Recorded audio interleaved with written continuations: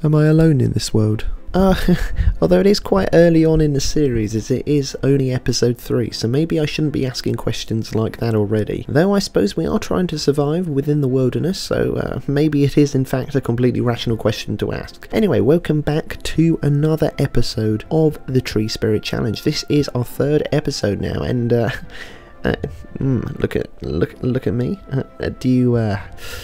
Do you notice anything different about me? Yeah? Something that wasn't there before? Yeah, go and have a look. What? What? I look like I've been working out in the gym? Well, yeah, I have, but what? I look more handsome than normal. What? No. Okay, I'll tell you what it is. It is this nice shiny golden helmet I've got. That's right, I could now fight the Ender Dragon with this if I wanted to. And let me tell you, it has got Aqua Infinity 2. 2? Can you believe that? I got it off a passing zombie in the night, and man, it looks good on me, right?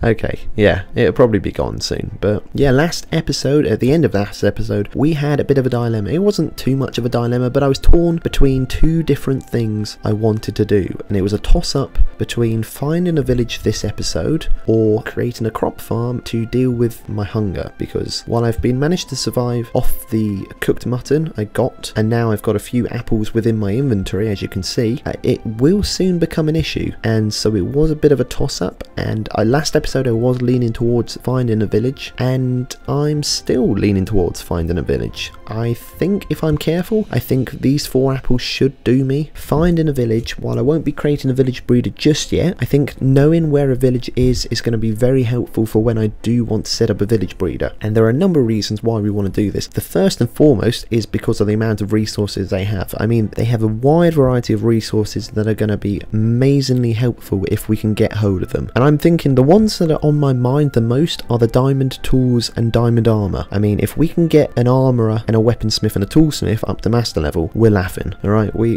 don't have to go and search for diamonds. We have access to tools we will want, and that will be a massive jump up from stone tools at the moment. Not to mention they also come with enchantments, so we might get lucky with some of them, but we're a long way off from there. And the first stage is, like I said, going to be finding that village, so I have no idea which way we're going to go. I think this will be enough logs for what we've got planned. I mean, it can't be too far out. I'm thinking maybe, I don't know, 200 or 300 blocks out from where we are. I don't know, we'll see. Okay, so we're about 70 or 80 blocks away from our tree farm, and we have towered up to get a bit of a lay of the land. And from the looks of things, there doesn't seem to be a village in sight, but there are a lot of mountains. And you know what, I wasn't actually expecting to see a village off the bat so close to our base. I was thinking maybe we'll go out, I don't know, 200-300 blocks, tower up there, and we should probably see one. As for which direction we go in, it doesn't particularly matter, but the plains biome nearby is somewhere I'm usually drawn to, because plains biome obviously do have villages in. The problem here is I actually came through that plains biome back on episode 1, if you remember, when we just entered the world, because that's where our spawn is. And so in the search of a heart tree, or our first tree to create a heart tree from, I passed through a lot of that plains biome, and I can't remember seeing a village anywhere in sight. I mean, granted, I didn't go through all of it, so maybe there is a village on the other side that I didn't see, but you know, I'm not going to be heading that way, so we won't be finding out. I'm actually going to head out in the opposite direction, and then once we've gone out 200 or 300 blocks, I will tower up again, have another survey of the landscape, and we will see where we stand there. I mean, eventually, no matter what direction we head in, we should come across a village, so I'm not too concerned, but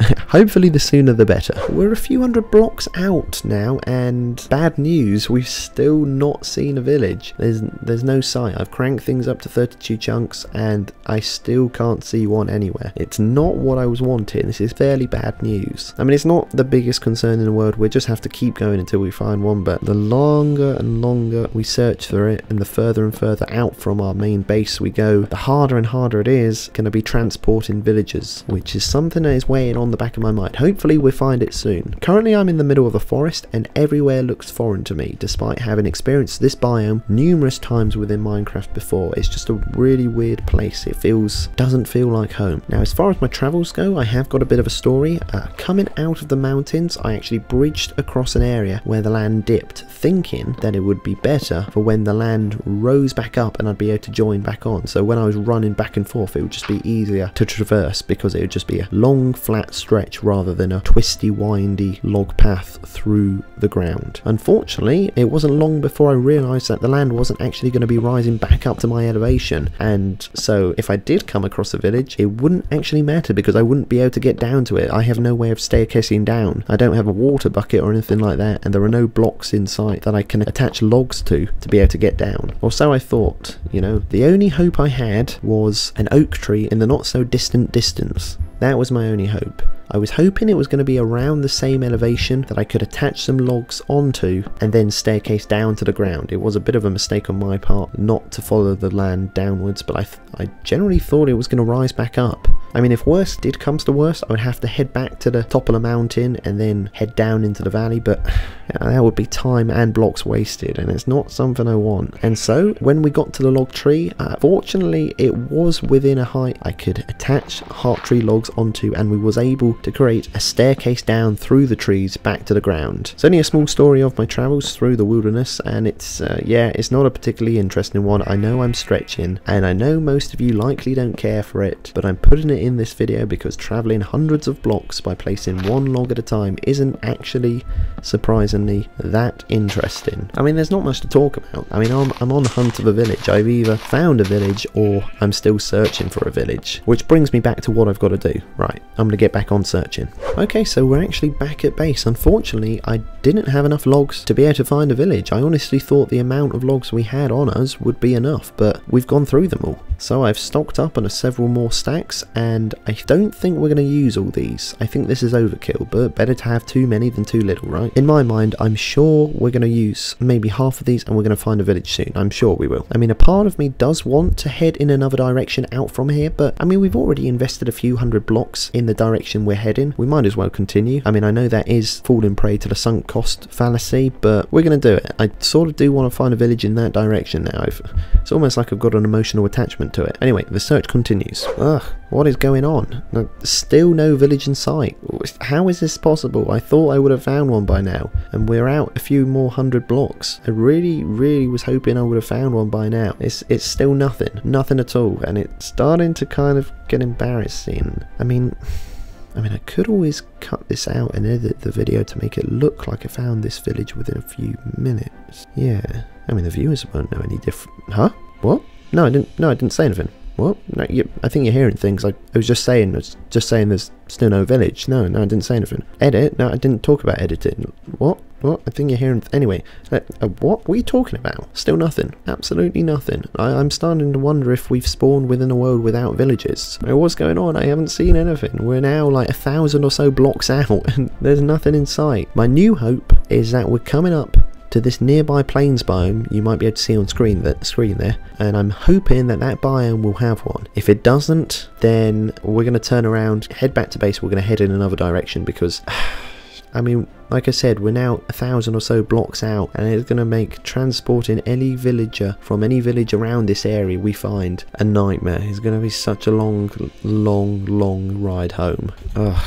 I'm really hoping we come across one. I'm really hoping. In other news, I did come across our first ruined portal of the world, and it wasn't as exciting as I thought it might be, because I was a bit wary because there was normally lava around these things. Fortunately, it's next to water, and so there only seems to be magma blocks, which as far as I know can't actually set fire to logs. But the chest was the real disappointment of the thing. It wasn't great. There was a golden helmet which wasn't as good as the one I'm wearing, and the tools that provided, the golden tools within the chest that was provided, weren't particularly great. I mean, they're gold tools, so there's not much to say of them. I mean, the axe had smite 4 and the pickaxe had efficiency 3, so I took both of them, but I can't imagine I'll be using them. I would have liked for us to get the golden block sat atop the portal, but I couldn't even do that. I mean, I still have stone tools, so that's going to have to be gone at a later stage. Yeah, I mean, that's about the most excitement we've experienced. All I've been doing is placing logs. It's just been the same thing over and over. Basically, I place a few logs, step forward a few steps, place a few logs, step forward a few steps, place a few logs, step forward a few steps. You get the idea. When this is your only method of exploration, believe me, it soon gets tiring. Transportation is so slow at the moment, I even saw a nearby snail overtake us. It's gone that bad. I mean, once we've got our heart tree extending to this area, traversing back and forth will be a lot quicker, but when you're exploring for the first time, it's so slow, believe me, and it feels like you've gone a much further than you have. And I'm kind of regretting setting the world settings to large biomes now. This playthrough is definitely fulfilling its role of making regular play more challenging. Look, look, look, look, look, look. There's a village. There's a village. I can't believe it. It's there in the background. There is a village there. I've actually found one. I can't believe it. It feels absolutely amazing. It feels absolutely brilliant. Oh, you have no idea how good that feels. It's about time now. We're like 1500 blocks out from our base. Oh, it's just... I can't believe it. I think I'm tearing up.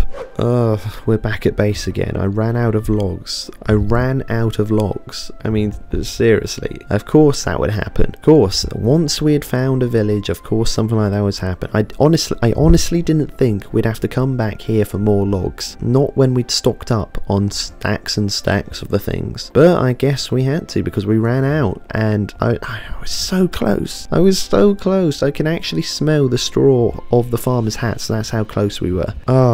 And then for us to get that close and not be able to finish the distance, and I had to run all the way back here, which is roughly 1700 blocks. 1700 blocks, yeah, that's right. And man, it felt like such a long time. My legs are tired, my will is dying. All I wanted to do was find a village. It was to find a village easily. I mean, it is what it is, I guess.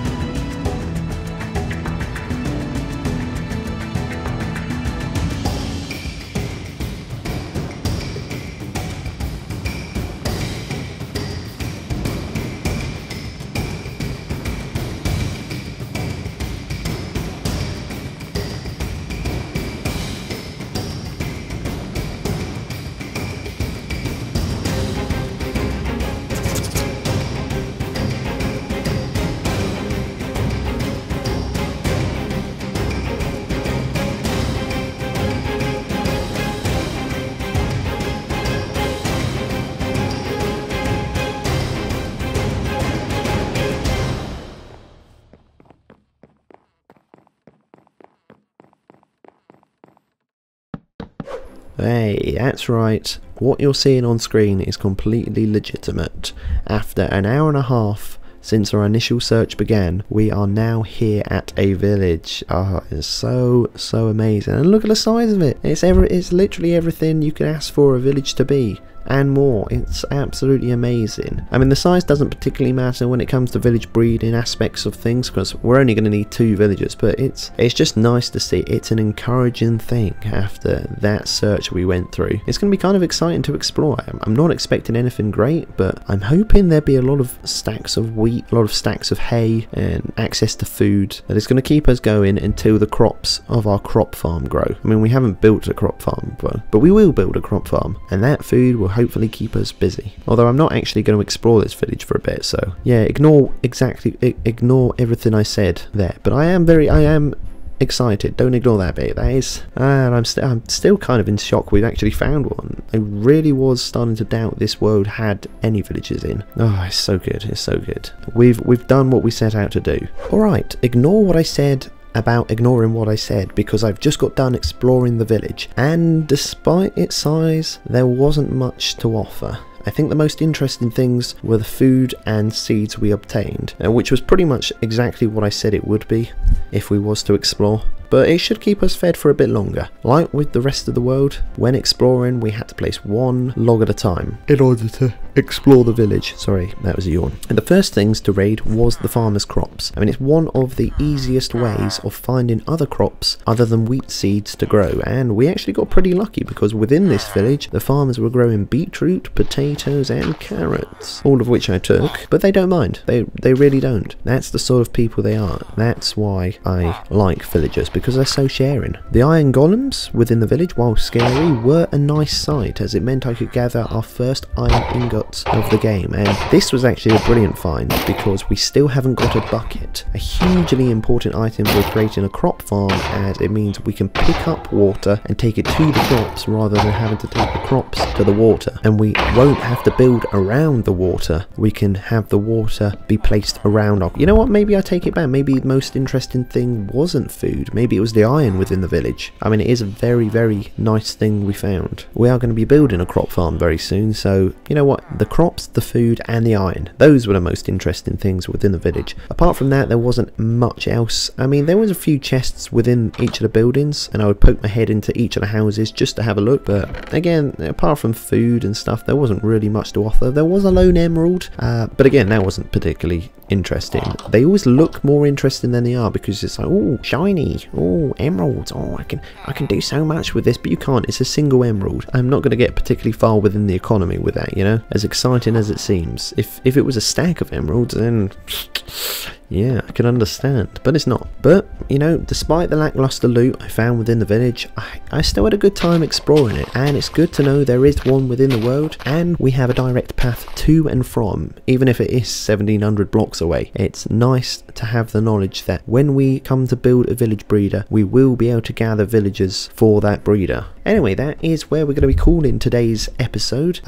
We did exactly what we set out to do. We wanted to find a village. We have found a village, and I'm still extremely happy about it. It's really, really good news for us and this playthrough. I think in the next episode, well, not I think, I know in the next episode what we're going to be doing. We are going to be doing some crop farming. Something I'm glad we held off of from this episode. I mean, it would have been a nightmare without a bucket. That was actually one of the reasons I opted for finding a village, because I know often you do get iron golems within the village, and so there was a chance I could find an iron golem and get enough iron ingots for killing the thing to make a bucket. I mean, I know I didn't say that at the start, and it's easy for me to say in hindsight, but it was something that weighed on my mind in the background. Anyway, thanks for watching. If you've managed to make it this far, I don't think anyone will have, but if you have, then congratulations to you, and you know, a massive thank you. It really does help the channel out. Anyway, don't forget to subscribe, and I will see you in the next video.